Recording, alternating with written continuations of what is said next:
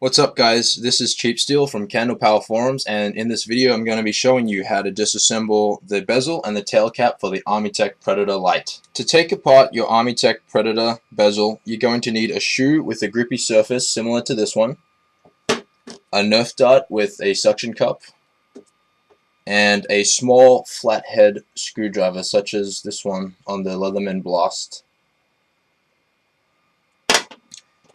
First, what you want to do is you want to push your Armytek bezel into the shoe and twist it really hard to get that bezel loose. It comes pretty tight from the factory, so you're going to really have to crank it. Mine's pretty loose, so it should be easy to come out.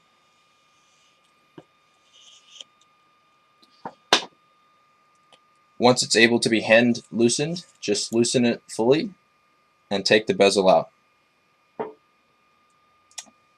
Next, you're going to want to take that O-ring covering the lens out with the little flathead screwdriver. Just be careful not to scratch your lens while you do that, and just place that to the side.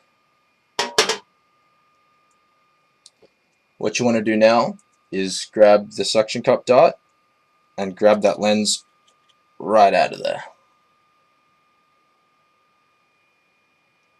Just put that on like a microfiber cloth or something so you don't scratch it up or get it dusty. Next, as you can see, the reflector is held in place by a red gasket. I'm not sure if you can see that, but yeah. You're going to have to remove that before you can take your reflector out. What you want to do is you want to really carefully get your flathead screwdriver and pry that red gasket out, just like the O-ring. Leave that to the side as well. Now your reflector is free to come out.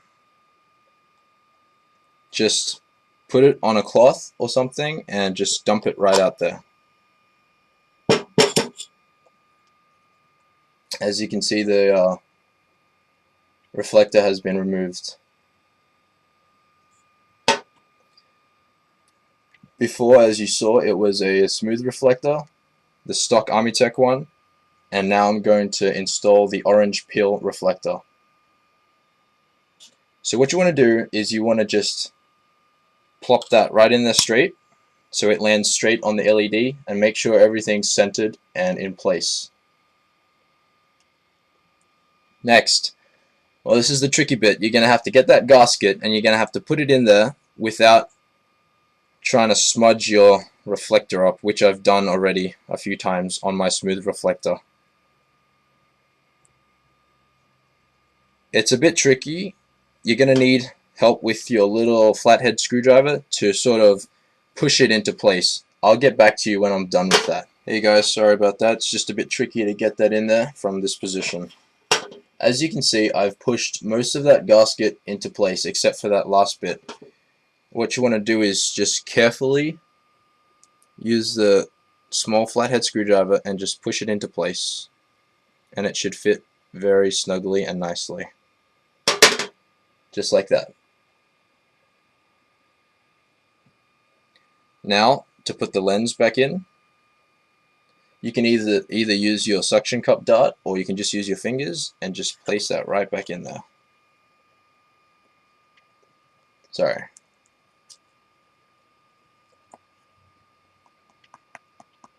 Just make sure that it's centered all the way down and straight.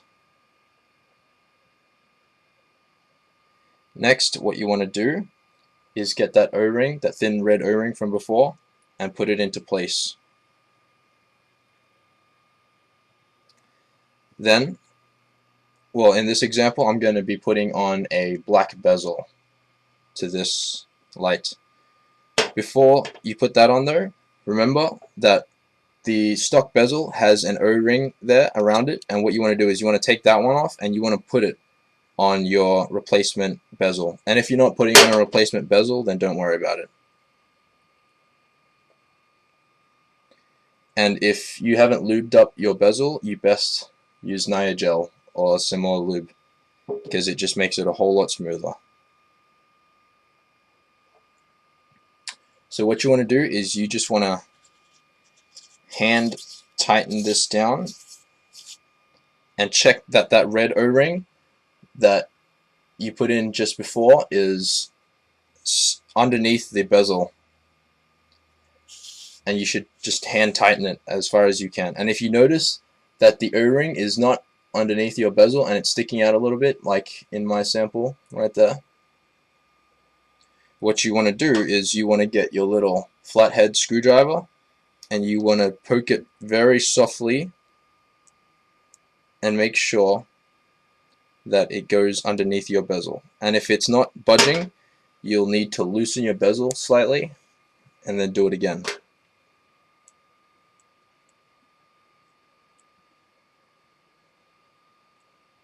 Be careful not to scratch your bezel or cut that O-ring with your flathead screwdriver. You should do that all the way around if you want it to be even. Now that the O-ring is completely centered and everything is completely centered, you can start to really tighten that bezel. See, mine just popped out a little bit again there. You're going to have to use that screwdriver and push it back in.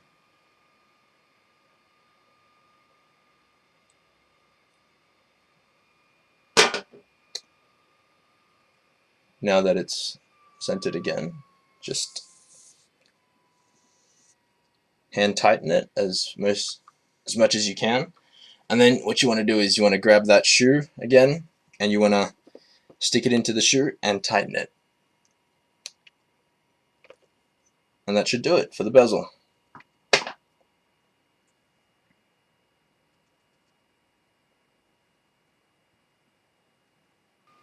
Hey guys, now I'm going to show you how to disassemble the tail cap of the Armytek Predator.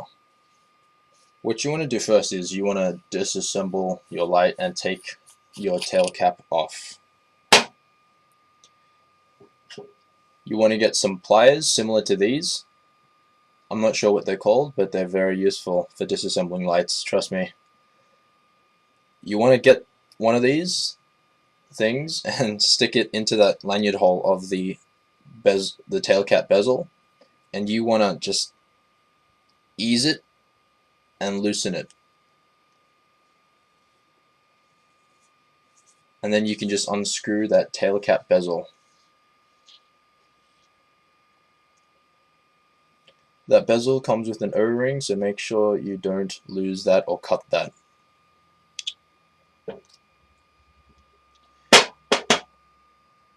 To take apart the switch, what you want to do is you want to get these pliers again and put them into those two holes that you can see, and you want to just loosen these as well.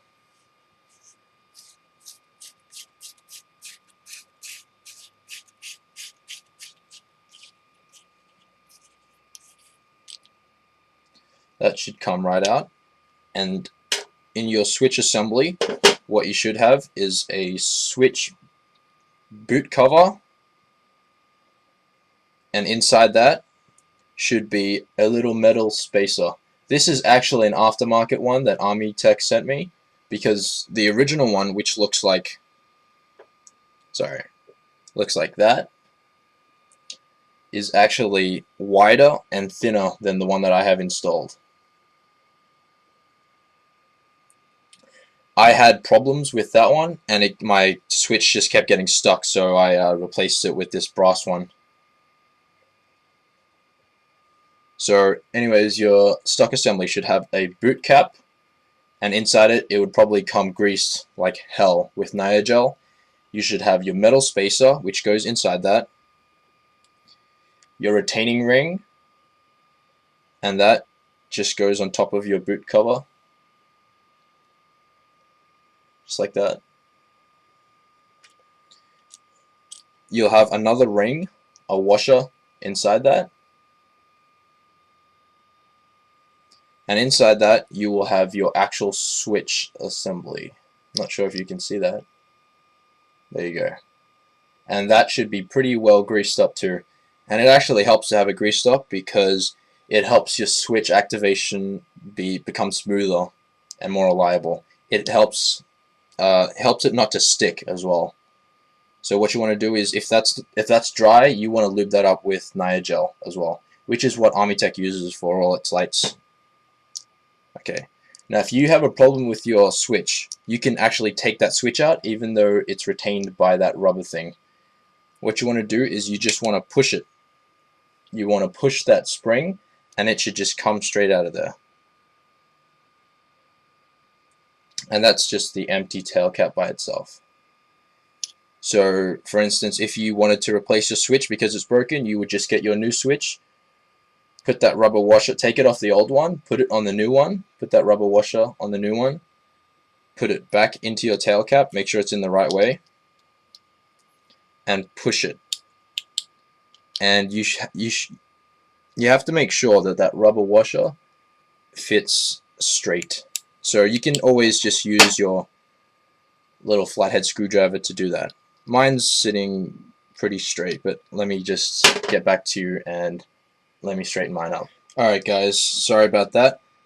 I actually didn't need to use the flathead screwdriver at all to get that straight. What I just did was I just put that switch in and pushed it in the center as centrally as you can, and I just pushed it firmly, and it centered that rubber washer by itself. So that should be pretty easy to do. Now, to reassemble your tail cap, what you're going to do is you're going to get that metal washer that you took out, put it back in, and since you already assembled your whole boot assembly, you just put that right in and screw it down with your hands.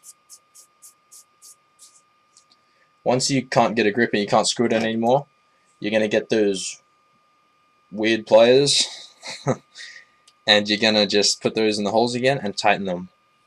Don't over tighten it, but make it pretty firm so it sits very stably. I'm not sure if that's a word, but whatever. Now, you're going to get your, well, okay, if you're trying to replace your tail cap bezel, what you're going to want to do is you're going to get that red O-ring that you saw before. You're going to want to carefully take that off with your flathead screwdriver or tweezers, whatever. You're going to want to put it onto the new tail cap bezel, and just slide it right onto that.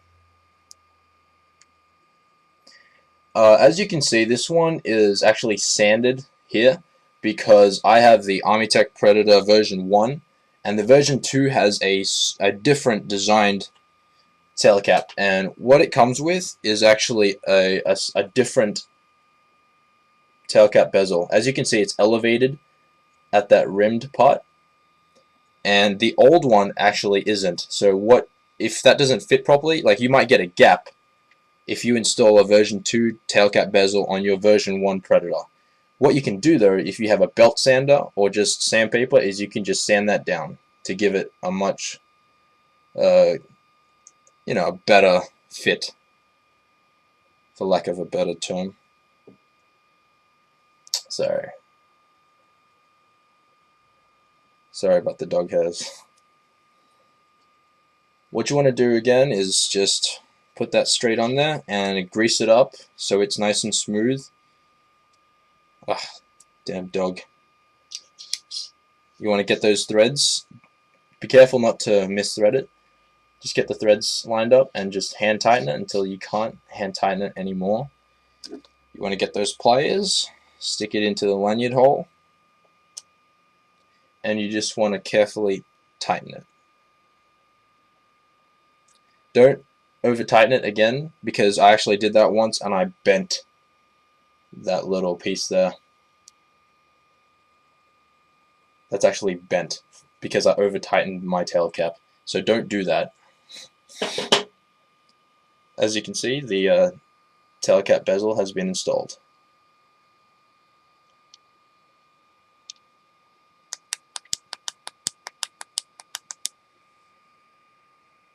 What you want to do is, just grab a battery, stick it in there, and screw the tail cap back on. And what you actually want to do is test out that switch, because sometimes the switch will get stuck because of the extra metal spacer. You might run into problems with the switch sticking on and not actually turning off when you let it go. But if you install it properly and you lubed everything up, it should work just fine. 10 out of 10 times. Well, there you go. That's a video on how to disassemble your Armytek Predator. I hope you liked it. I'm sorry about the crappy video quality and the crappy workstation. Have a good one.